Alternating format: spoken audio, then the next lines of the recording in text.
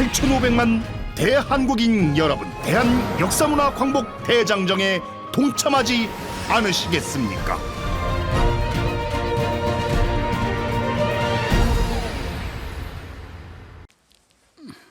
예, 반갑습니다.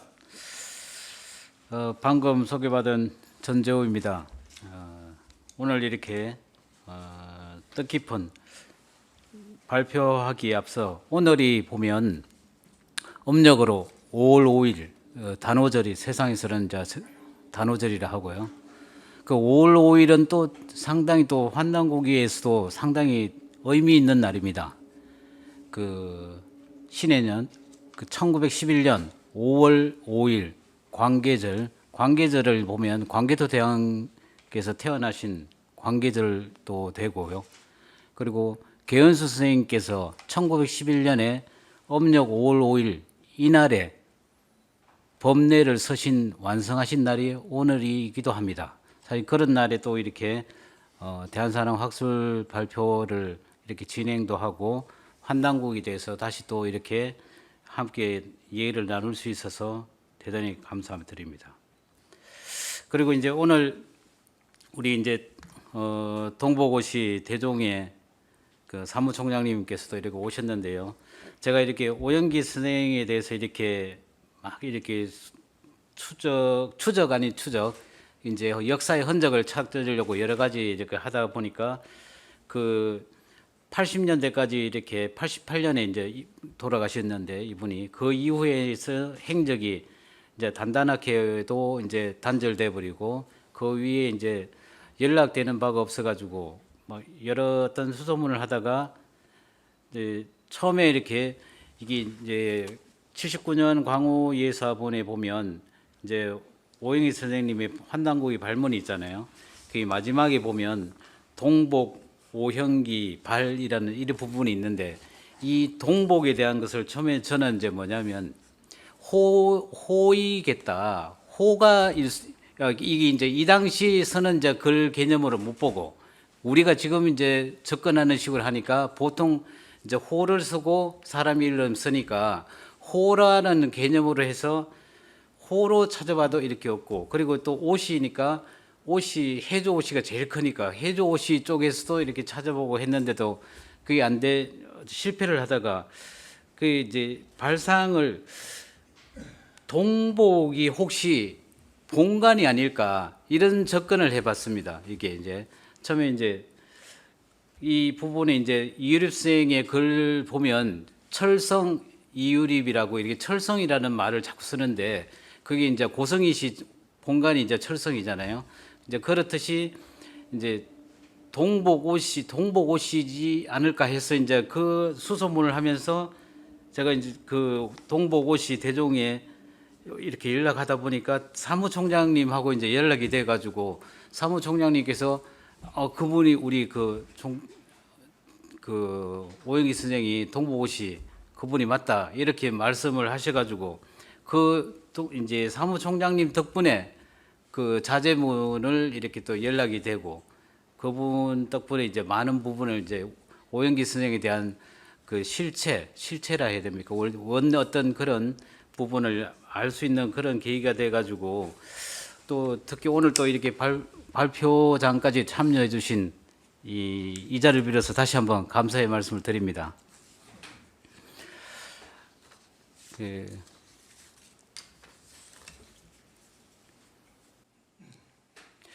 오늘 이제 김철수 부총장님하고 이제 준비한 오영기의 환단고기 발문에 대한 고찰, 환단고기는 위스가 아니다. 그 주요 목차는 이제 들어가기 이제 도입이 있고요. 환단고기 전수와 오영기 선생에 대해서 전체적으로 다루는 과정이 있고, 그리고 오영기 발문과 관련된 논쟁이 뭐냐, 이제 거기에 대한 부분을 다룰 것이고, 그리고 매점말을 합니다. 근데 이제 전체적으로 이 환단고기 전수와 오영기에 대해서는 기존에 이제 환단고기 출간에 대해서는 대부분의 인지를 많이 하고 1911년에 출간했다. 이 부분은 인지를 하는데 그 이후가 문제가 되는 거죠, 항상. 그리고 또 이 환단고기가 1911년에 이 출간이 된 이후에 전수 과정에서 오영기 선생의 역할은 그럼 또 뭐냐? 이 부분에 대한 부분도 사실 그렇게 많은 조명을 받지 못한 부분이 있었는데, 특히 이제 한동안은 오영기 선생에 대한 실존성 자체의 의문을 원체 이제 이 환단고기를 반대하는 사람들이 대부분이 이유립 선생에 대해서 발표했던 자료나 모든 것을 부정하기 위해서, 나중에는 이제 이기 선생 같은 경우는 고성희 씨 집안에 유명한 사람을 끌어들여서 이렇게 자기가 환단고기 이용했다. 또 그리고 실체가 없는 오형기라는 사람을 내세워 가지고 또 이렇게 글을 썼다고 했다. 이런 어떤 걸로 해서 모든 것은 부정에 의한 부정으로 이렇게 흘러갔는데, 그러다 보니까 오형기 선생에 대한 그 이유립 선생님께서 돌아가셨을 때 장례위원장까지 지내신 분인데도 불구하고 그 역사 자체가 우리가 방관 아닌 방관이 되다 보니까 그 역사를 드러내지 못하니까 환단고기 자체가 부정당하는 이런 어떤 현실까지 왔다는 거죠.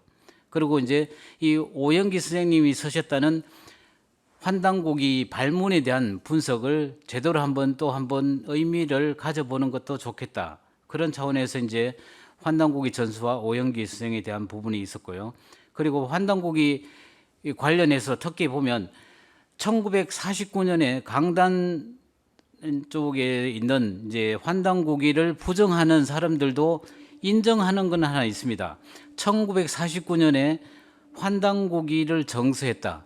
이 부분은 인정합니다. 근데 이제 취사 선택해서 사실 인정하고 있는 건데요.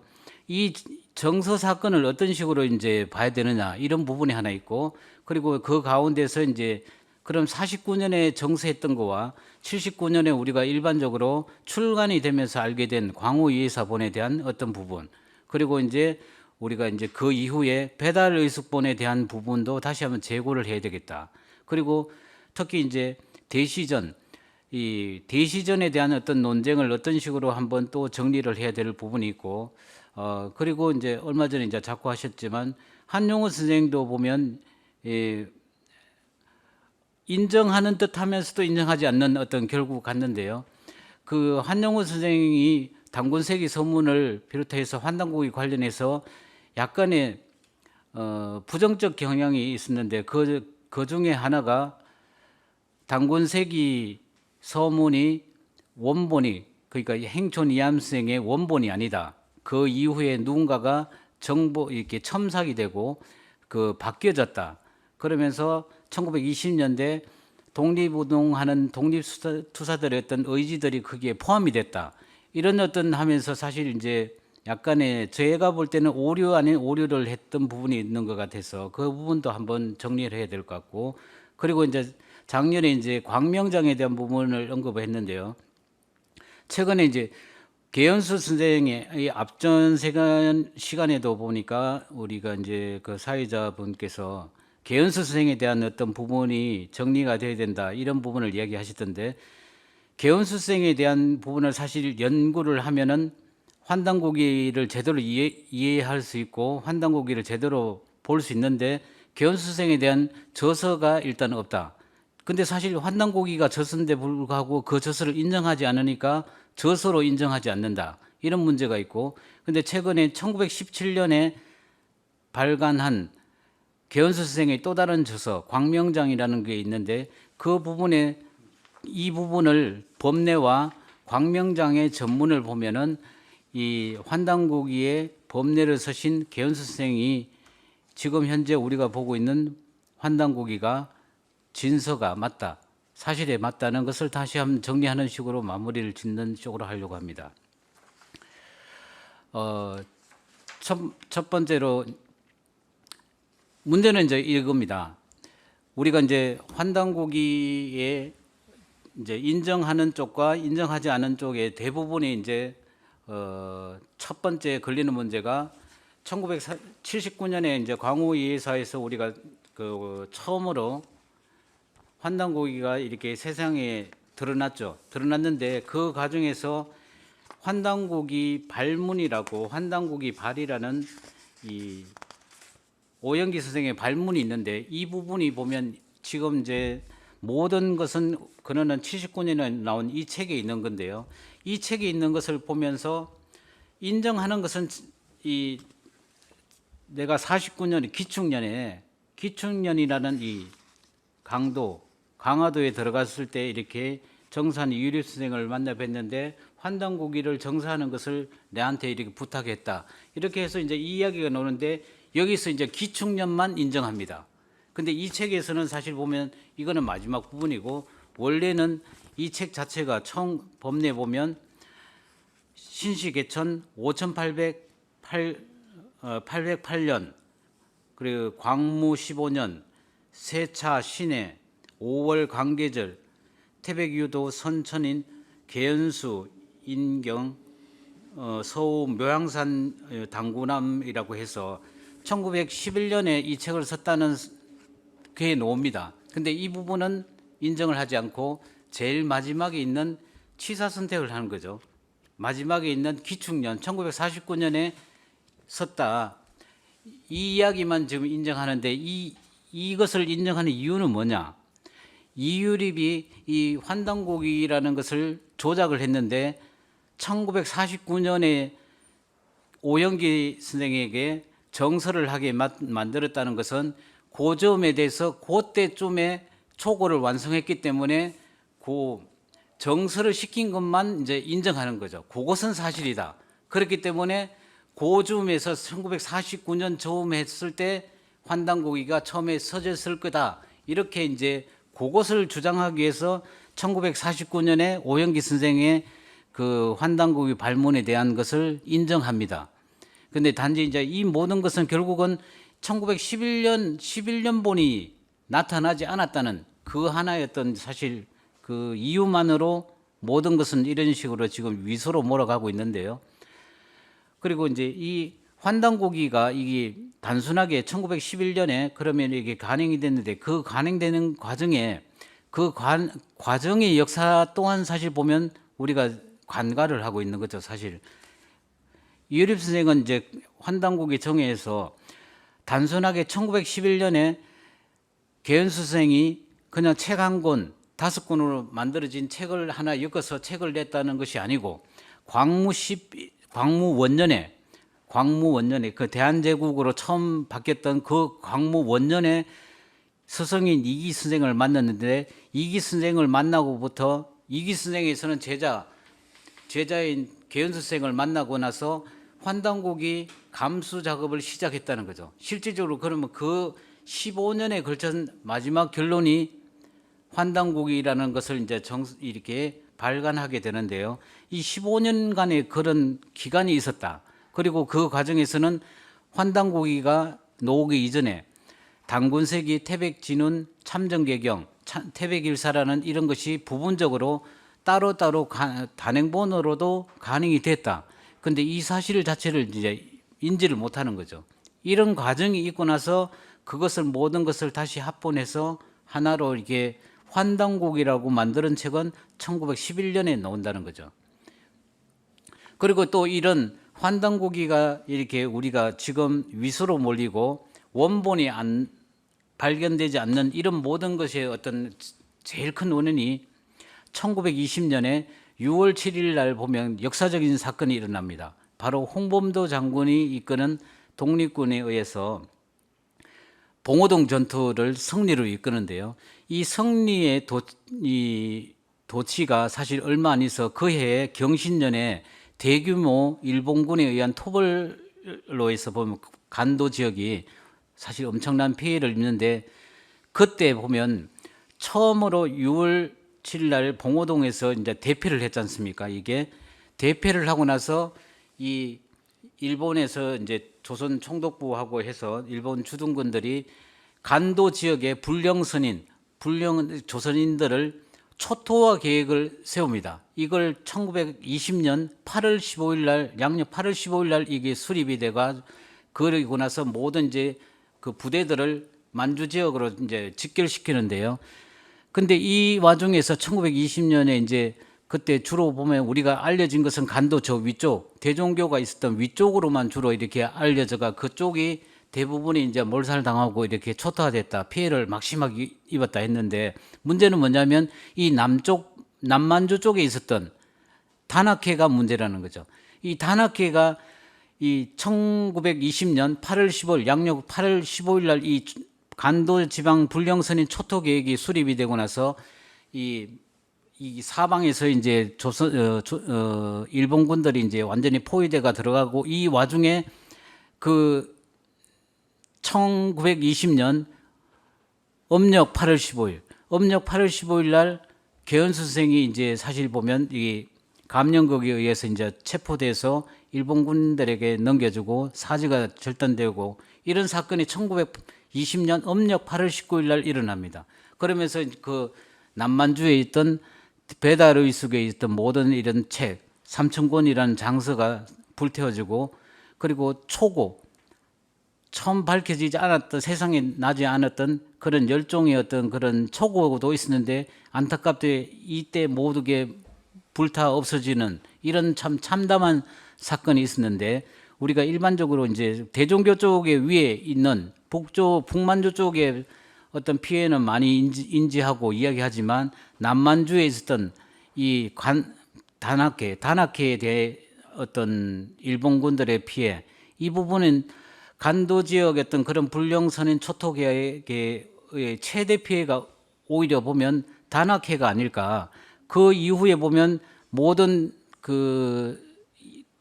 그리고 이쪽의 단학회 간부들은 열성분자들이라서 대부분이 독립운동에 투신했고, 그리고 또 많은 분들이 체포되고 죽음을 당하는 이런 단절의 역사, 이것이 이렇게 있다 보니까 그 이후에 그 환단고기가 제대로 전하지 못한 그런 절대적인 원인이 있었는데, 이런 역사적 어떤 엄청난 피해를 입고 우리는 그 역사적 지금 현재 이 환단고기는 위서라는 이런 프레임이 이제 갇혀버리게 됐다는, 저는 그런 식으로도 좀 한번 생각을 해봐야 되지 않겠냐, 이렇게 생각합니다. 그러면 이제 이 환단고기라는 것이 꼭 그러면 지금까지는 환단고기는 제가 볼 때 이유립에 의해서 이유립만이 전해왔고, 이유립에 의해서 남한으로 전수됐고, 이유립만이 가지고 있었고, 그리고 그것이 1979년에 발표됐다, 이런 어떤 논리에 의해서 모든 것은 이유립에 대한 부정론으로 갑니다. 심지어 이제 이유립이 친을 했다, 이런 어떤 이렇게 참 이런 대먹지 않는 그런 얘기까지 나오는데요. 그런데 이유립 선생에 의하지 않는 또 다른 환단고기를 전수해 준 사람이 있습니다. 이제 대표적인 사람이 심당 이고선인데요. 이분은 고성이시가 아닙니다. 예안이신데, 이 예안이시 이고선 이 양반은 1911년에 자기 이제 둘째 아들이 이제 자신의 아버지 책을 모든 걸 모아가지고 심당전서라는 책을 발간하게 되는데요. 그 책에는 이제 뭐가 있냐면, 원래 그전에도 홍익대전이라든지 이런 거는 먼저 따로 이렇게 나온 적도 있고, 1924년에 보면 환단세감이라고 자기가 글을 씁니다. 그 환단세감은 그 천정영감과 환단세감 같이 쓰고, 그리고 홍익대전에 52년에 발간되고 단서대강에 64년에 이렇게 발간되는데, 여기 뒤에 보면 참고문헌이 421종입니다. 단순히 진짜 이게 엄청난 어떤 동양학의 어떤 집대성과 같은 책인데요. 여기에 보면 마지막에 보면 환단곡이라고 분명하게 인용문이 있습니다. 참고문헌이. 그리고 또한 1964년에 단서대강, 여기 단서대강에는 환단곡이라는 그 본문 안에 환단곡이왈이라 해서 환단곡이를 인용하는 대목까지도 사실 쓰고 있습니다. 근데 이제 이걸 이때까지 어떤 반대 논리는 어떤 얘기 했냐면, 1981년도에 책이 나왔기 때문에 79년에 책이 환단고기가 이렇게 광화의에서 나왔기 때문에 그것을 이렇게 참고문으로 넣은 거다. 후손이 나중에 넣은 거다. 이런 논리를 했거든요. 근데 분명히 그것이 아니라는 것을 본문에도 보면 분명히 거기 나온다는 거죠. 그리고 또한 우리가 일반적으로 국사찾기 회원들 1970년대 이분들도 보면 당시에 환단고기 자체를 알고 있었습니다. 그리고 다 알고 있었고 그 회원들은, 그리고 심지어는 어떤 분까지 있었냐면 박신 교수님 같은 경우 서울대, 그분은 그분의 그 당시에 제자로 있었던 이종구 교수님은 어떤 정을 하셨냐면, 그 당시에는 우리가 지금 프린트가 우리가 지금 일상화됐지만 당시에는 그런 게 없어가지고 그때 어떤 것이 있냐면 청사진 있지 않습니까? 이게 건물 도면 뜨듯이 그런 청사진 형태로 했는 것을 자기 교수님이 보고 있는 걸 자기는 봤다. 그리고 또 자기는 그것이 이제 펜 글씨 같이 가는 글씨로 되어 있더라. 이런 정언까지 했습니다. 그러니까 이게 단순히 지금 원본이 있냐 없냐 이런 자꾸 논리를 하는데, 그 전부터 필사본이 많이 있었고 그 자체가 내부적으로는 돌아다녔다는 거죠. 그리고 당시 또 보면 그 국사찾기 회원이었던 임성국 교수님은 임성국 교수 저기 황국고대사 관견이라고, 이건 이제 두 분이 같이 냈는데 이때 1978년에 책이 나왔잖아요. 거기에 보면 환단고기를 그 태백일사와 삼성기 하와에 노는 그 파네류산 부분, 이 부분을 아예 그 인용을 하고 있습니다. 근데 이제 대부분은 이제 무조건 이제 이유립 선생이 모든 것을 이렇게 만들었다, 조작했다 이런 가는 거죠.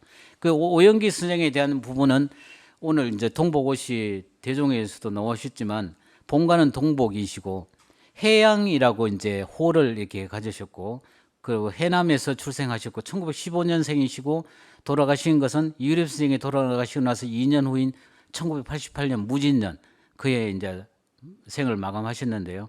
그 이제 이 오영상 우리 이제 장남이신 오영기 선생님이 자제분께서는 우리 아버지는 큰 글씨는 잘 못 썼어도 세필은 아주 이렇게 기가 막히게 잘 썼다.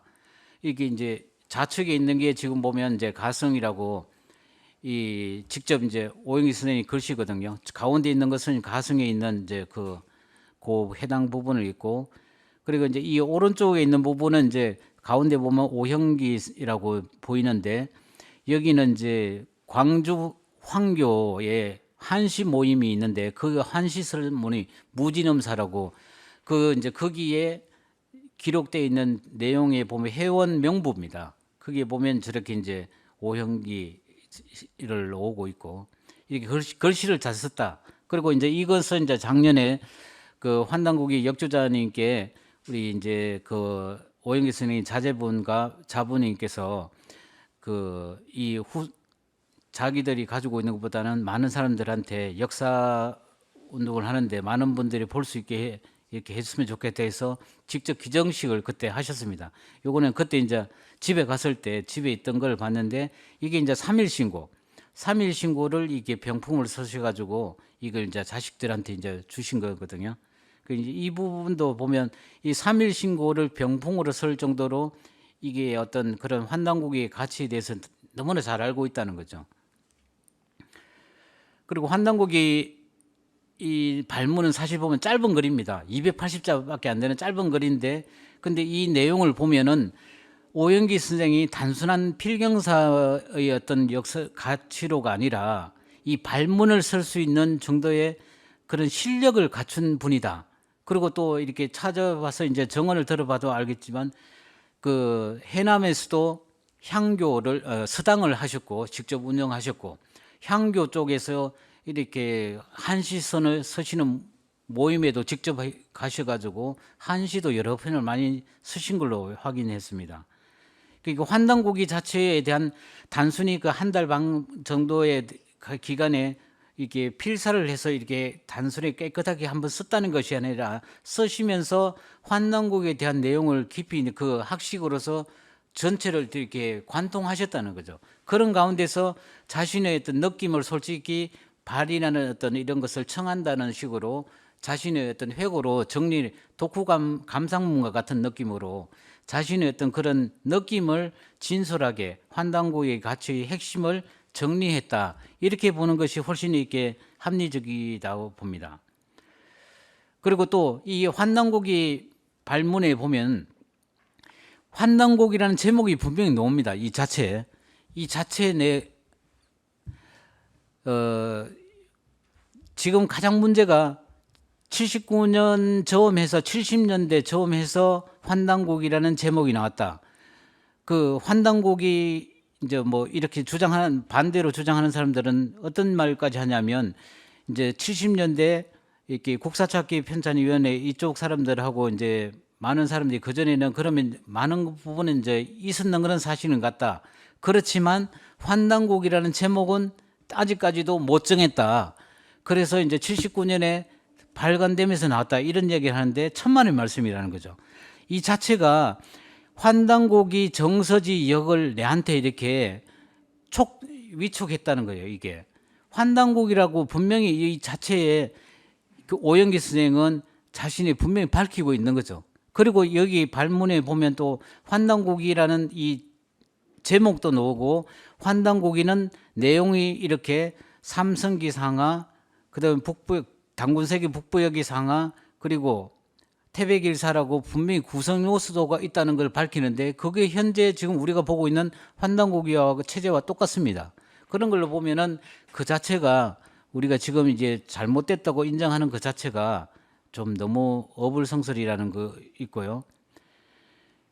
그리고 이제 모든 것을 이제 이 49년을 자꾸 하는 것은 유립이 조작했다. 유립이 조작하는 것을 맞추려고 하니까 49년에 정사했다는 사건이 있다. 그러니까 이 정사했다는 사건은 유립이 그때쯤에서 소고를 만들었다는 거다.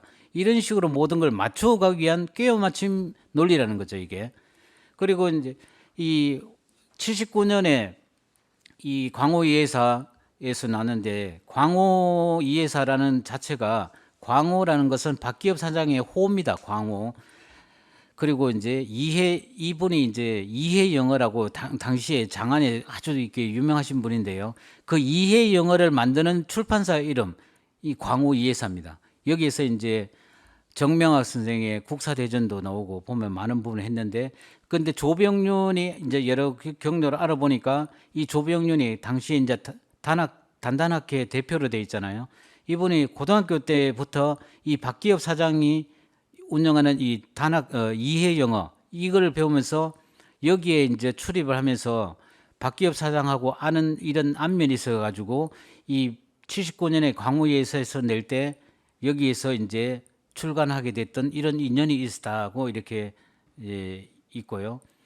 그리고 이제 많은 부분이 이제 우리가 이제 이 부분은 진짜 다시 한번 정립이 돼야 되는 부분이라고 봅니다. 우리가 지금 현재는 우리가 환단고기는 배달 의숙본으로만 사실 지금 통용되고 있습니다. 그런데 우리가 이제 처음 이렇게 세상에 나온 것은 광호이해사만이 사실 이렇게 나왔고요. 이 광호이해사에 의해서만이 사실 세상의 모든 것이 알려지게 됩니다. 배달 의숙본은 실질적으로 세상에는 알려지지 않았고 이것이 세상에 처음 알려지게 된 것은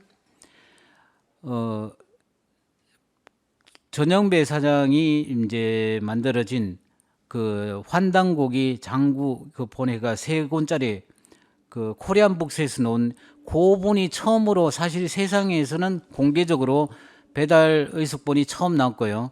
그리고 나서 이제 한뿌리에서 정본 환단고기가 나왔고, 그리고는 지금 이제 이후에는 모든 것은 사실 배달 의숙본인데, 문제는 뭐냐면 이 광우이해사에서 나온 것을 고쳐서 배달 의숙으로 출간했다 하는데 이 인식을 잘못된 인식이라고 저는 생각합니다. 이 자체가 아니고 이 배달 의숙본이 뒤에 보면 분명히 신시계천 5808년 광무 15년 3월 16일 초판 발행, 분명히 이건 초판을 발행했고 그 다음에 신시계천 5876년에 재판을 발행한다. 재판을 발행하는 데는, 그런데 문제는 뭐냐면 여기에 대한 해석인데요. 이 책의 원저자는 운초 개연수다. 그리고 발행은 원래는 이게 배달 의숙에서 했던 것을 내가 복간했다. 이 복간했다는 이거에 대한 이해인데 이 이해를 못하고 우리가 79년에 광우예사에서 조병윤이가 만들고 나서 그것을 틀리고 빠진 걸 오타를 수정해서 새롭게 만들어서 냈다. 이렇게 자꾸 연장선상에서 말을 하는데 연장선상이 절대 아니라는 거죠. 광우에서는 조병윤이가 만드는 것으로 그게 몇 편을 나오는 것으로 끝나는 거고 이 배달의식보는 이일입 선생이 정본을 만들기 위해서 다시 한번 이 오영기 선생한테 정서를 하게 해서 내게 했다는, 여기에 대한 어떤 부분이 있어야, 인지가 돼야지 환단고기를 새롭게 잘 볼 수 있다고 봅니다. 광명장은 이제 작년에 이제 논문 발표에도 한번 소개됐는데요. 광명장은 1917년 정사년 1월 1일 날에 이제 이 전문을 썼다고 기록이 나오고, 여기는 이 광명장 자체가 앞에 전문이 2페이지가 있고, 그리고 나서 천부경 이 도예가 있습니다. 그리고 뒤에 이제 다몰구엄이라고 해서 뒤에는 고구려 역사가 있는데, 이 부분은 지금 현재 소장가가, 개인 소장가가 가지고 있는 걸로 파악이 됐고요. 그리고 이제 이 전문은 이제 두 면이 다 이제 공개가 됐고, 거기에 관련된 천부경에 관련된 것은 이 천부경 도에는 여기 있던 그에 그대로 어디로 가냐면, 이고선의 홍익대전에 가면 이것을 그대로 이렇게 입수해 가지고 이걸 그대로 실었습니다. 그러니까 이제 그 전문은 홍익대전에서 우리가 이제 살펴볼 수 있게 되고요.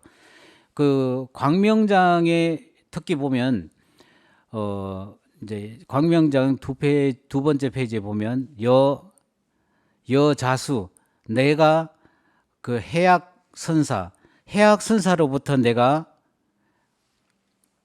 위촉을 이렇게 받았다. 여자수 해악선사지 유촉, 전이 수직 고전 위무라 해서 오로지 이 수집 고전, 수집이라고, 저 지금 수집이라는 말이 보면 이 단순히 컬렉트하는, 이렇게 일반적으로 뭐 이렇게 뭐 취미로 하는 수집, 이 개념이 아니고, 이것은 내가 이렇게 고전을, 이렇게 여러 편들을 고전을 모아 가지고 그걸 재편한다는, 편집을 한다는, 우리가 이제 그 의미의 수집이거든요. 그러니까 고전을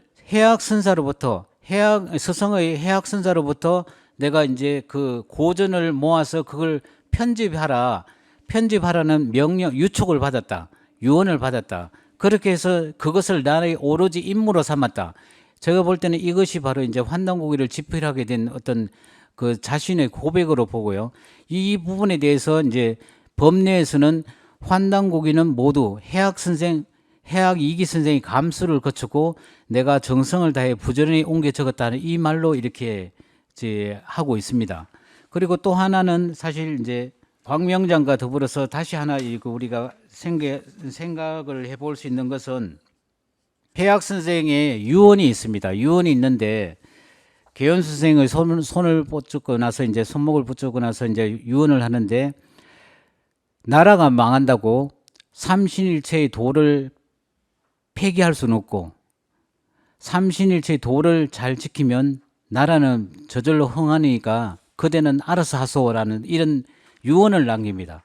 이 세 가지를 보면 이 환단고기 법례에 대해서 다시 한번 볼 수 있고, 그 한 법례에서 빠진 부분, 광명장 계현수 선생의 새로운 어떤 그 남겨진 그